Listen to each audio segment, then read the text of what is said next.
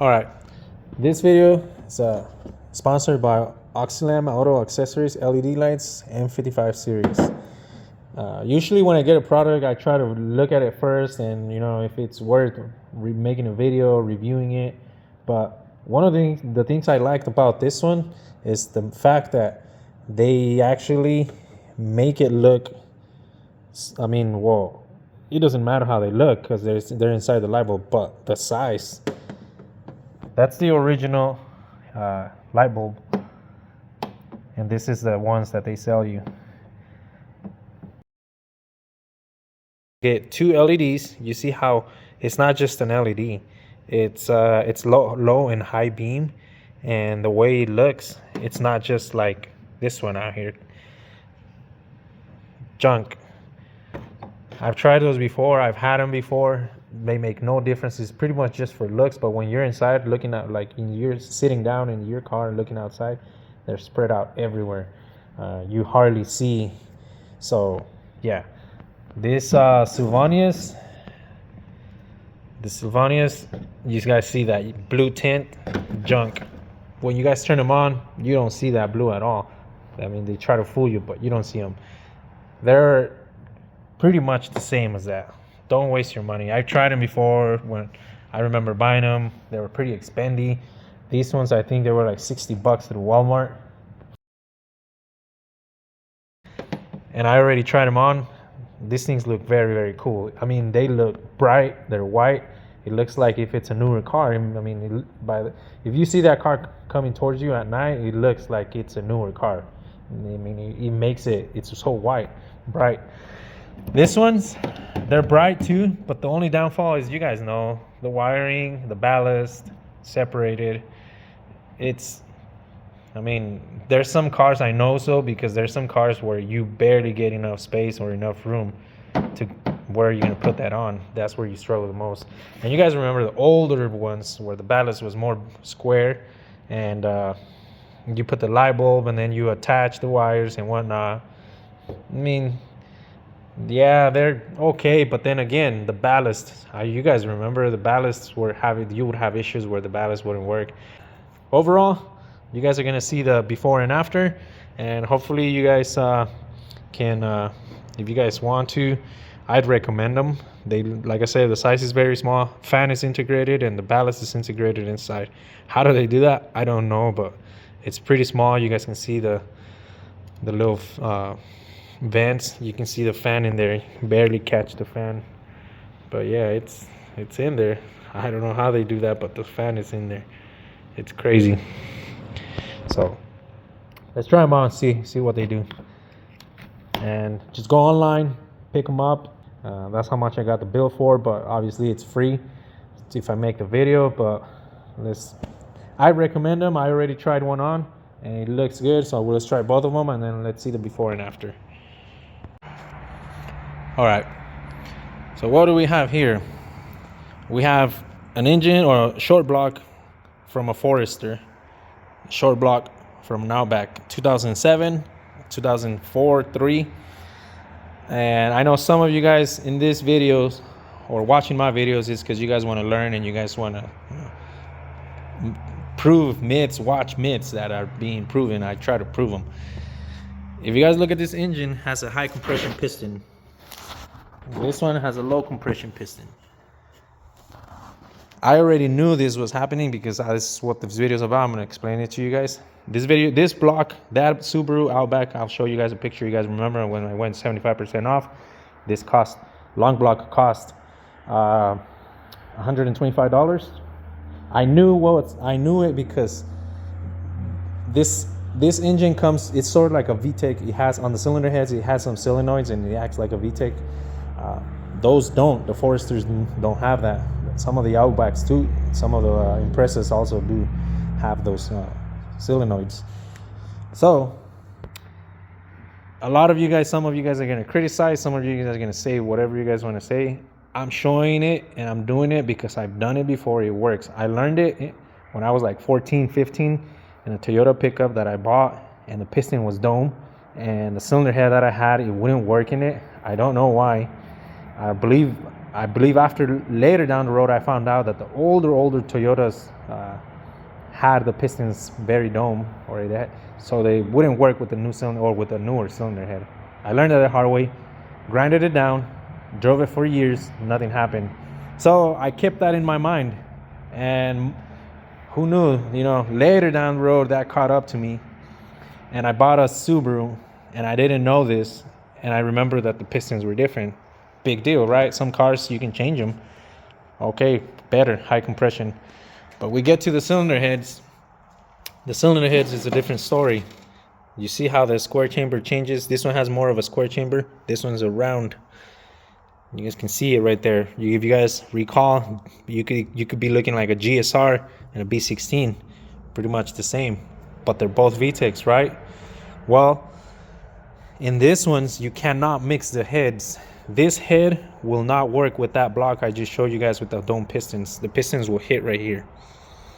Everybody guarantees, everybody swears, everybody says it won't work. It won't unless you change the pistons, obviously. The blocks are all the same. The heads change, pistons change. The blocks are all the same. So, you can see it right here. These are the solenoids I'm talking about. This one has it on that side.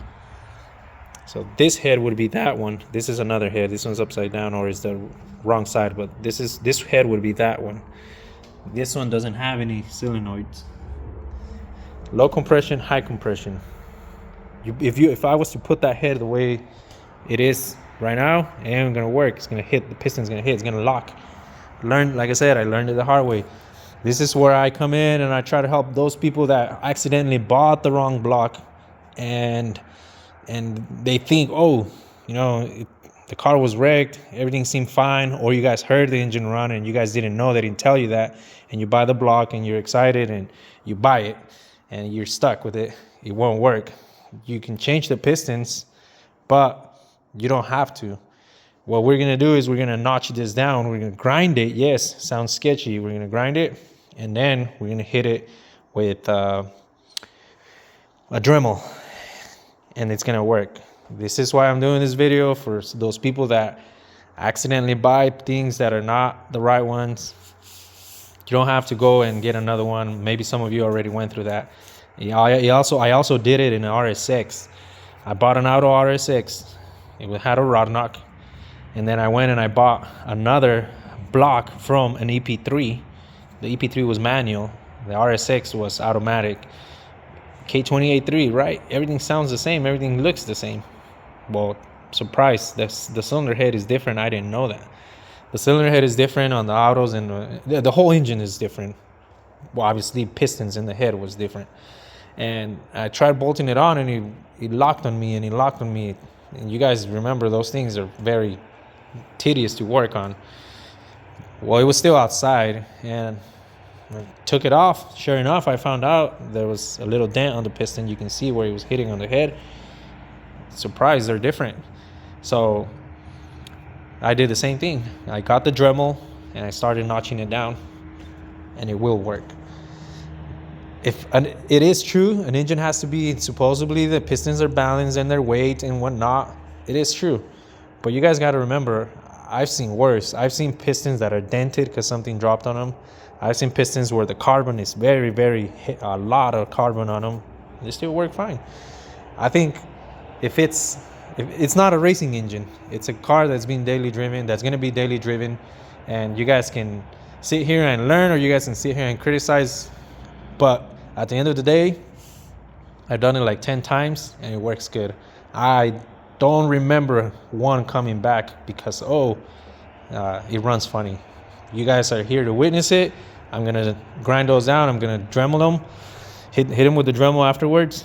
Very patient. Take your time. Start from here, and you're gonna end up right here as long as you notch those down. Do not touch the sleeve. If you touch the sleeve, you're screwed.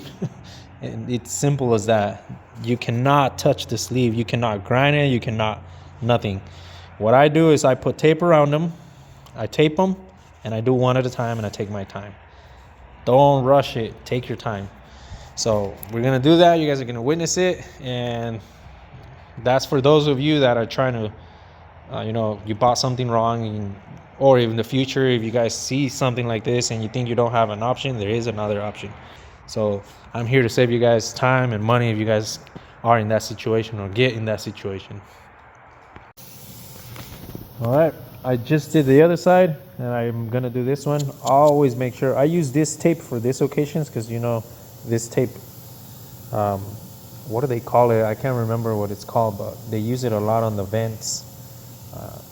And this tape sticks really good. Usually I just go ahead and spray some carb cleaner and then wipe it off, dry it, and it sticks really good. I have masking tape, but it doesn't really stick that great. This one does.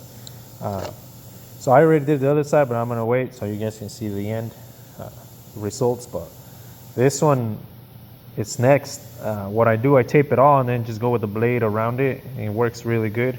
Leave this one, do one at a time, because if you do both, then all the debris is gonna come in here. Take your time, patience.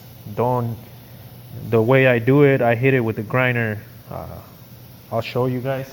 I hit it with the grinder like this. Let's say I'm gonna start here. You can see the grinder where it's hitting, and then I turn around and I come back this way or that way, but never go this way, because if it kicks, like if the grinder was to kick here, it's gonna kick me this way. Hold it good, take your time, and you'll see the results. It works good. All right, that's the end result. You can see that's where I grinded it down, both, and you can see where how I'm trying to tell you guys to stay away from the sleeve. It's right here. That's as close as you can get. Try not to get any closer than that. That's one of them. This is the other one. And there's nothing much to it. I'll turn it around so you guys can see the other two.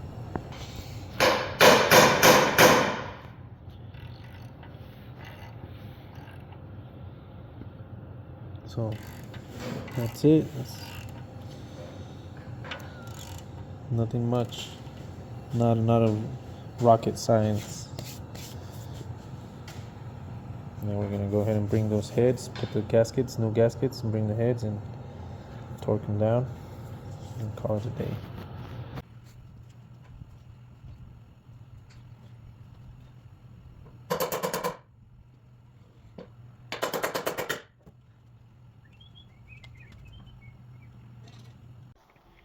All right, it's all assembled, block and heads. We can spin it. It spins fine. Right now it's on time. Top dead center, top dead center, top dead center. It spins good. I spun it a few times. Everything seems fine. It works good. You guys got to remember, there's also quite a bit of a shim, because this thing uses a 3-layer head gasket. So there's a little bit of a gap in between the head and the pistons. So it might look like it might touch, but it's not. I also forgot to mention, there was a while back, there was another shop, I don't want to say names. They called me and they asked me for this exact same myth, and they tried it because they were gonna try it because they didn't have an option. They did the same thing. They sent them the wrong block, and it was a car that they needed to get out, and they called me and they asked me, and I told them how to do it, and I went with him, and I went and I showed him, and they did it. The car they haven't heard from the car back. I've tried it before, not only on Subaru engines. I tried it in a Toyota, and I tried it in 2 Honda or Acura engines. So it works. They just probably add that for it's extra aluminum or extra material just to bump up the compression, but you can reduce it. I don't know what to tell you if it's on a race car. Like I said, I'm almost willing to try it, but haven't just yet. Don't sit there when they tell you it won't fit. It won't fit. It may not fit just the way it is, but do a little bit of trimming and whatnot, and it will work.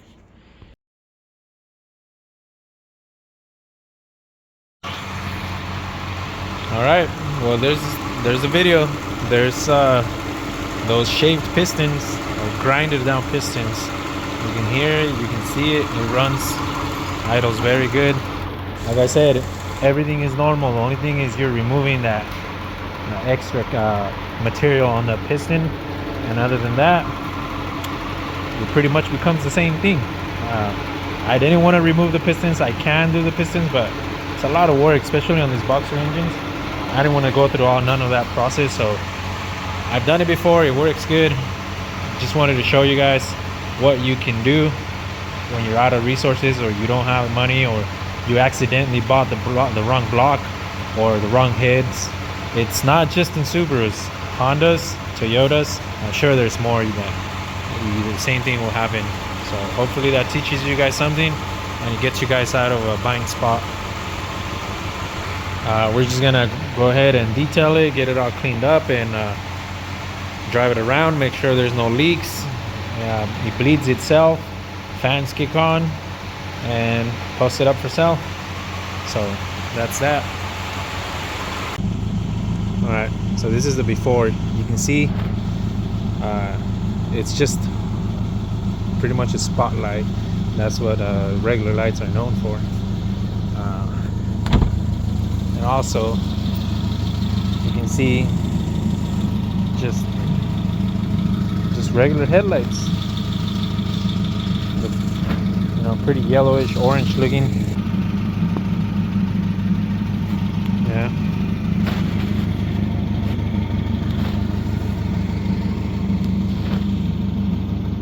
Alright, let's check the other ones out. Well, there you guys go. These things are bright.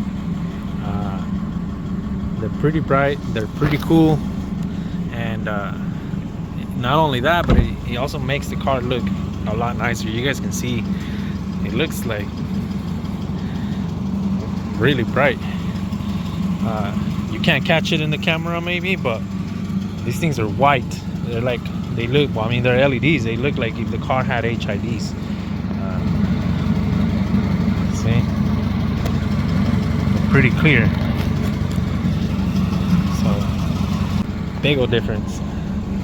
Like I said, not only is it brighter, but it also makes the car look a lot newer. You can see from the inside.